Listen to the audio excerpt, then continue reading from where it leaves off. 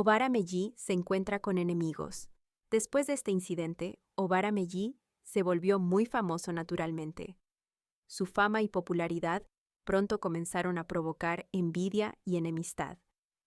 Pronto se daría cuenta de que el éxito engendra envidia, y la envidia invita a la animosidad que suscita enemistad. Generalmente, las personas no se enamoran de aquellos que los superan. Los sacerdotes más veteranos, a quienes Obara Meji parecía haber superado, no perdieron tiempo en planear su caída. Mientras tanto, el ángel guardián de Obara Meji se le apareció en un sueño y describió las maquinaciones de los conspiradores. Cuando Obara Meji despertó, invitó a 2 awoses a realizar una adivinación para él. Sus nombres eran Onibara, Olabara, Esisibara, Eku o Kiku so Otin. Ellevara, Kiku si así. Ujo en Bini. Primero, la mosca que no es codiciosa nunca muere dentro de un recipiente de vino. 2. La mosca que vuela alto en el aire y no se deja tentar por las carnadas en el suelo, no es atrapada en una trampa de pegamento.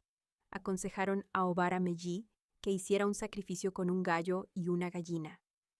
Él llevó a cabo el sacrificio, lo que explica por qué triunfó sobre sus enemigos, después de que estos intentaron derrotarlo en la tierra y fallaron, y también lo habían denunciado a los ancianos del cielo. Mientras tanto, un sacerdote de Ifá errante estaba visitando Ifé y se detuvo en la casa de Obara Meji, donde recibió una hospitalidad exquisita. El nombre del awo era Eroque Ule Abiditirihi. Cuando el hombre realizó la adivinación de libación, alertó a Obara Meji de que un mensajero había sido enviado desde el cielo para buscarlo.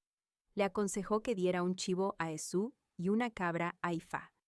No solo el awo realizó los sacrificios por Obara Meji, sino que también realizó la absolución tradicional Ono Ifá en Yoruba y Odía en Bini para él. También preparó la medicina relevante que debía tomar todos los días. 5 días después, un Tiocan vino del cielo para arrestar a Obara Meji. Cuando el Tiocan voló sobre el techo de la casa de Obara, le advirtió que se preparara para ir al cielo.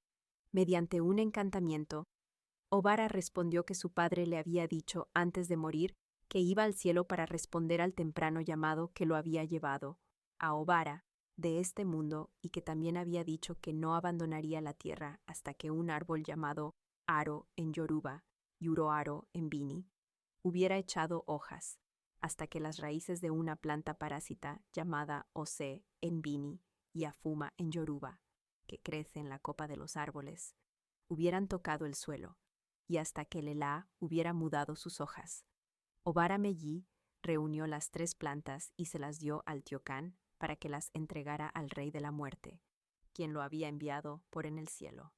Cuando el Tiocan entregó el mensaje en el cielo al rey de la muerte, ordenó que Obara Meji debía perderse en la tierra sin encontrar jamás su camino de regreso al cielo. Por eso se dice que Obara Meji vivió en la tierra durante unos 260 años, y al final tuvo que rogarle a Dios que lo aceptara de vuelta en el cielo. Si los hijos de Obara Meji logran preparar este Ono Ifá, deberían vivir hasta una edad avanzada.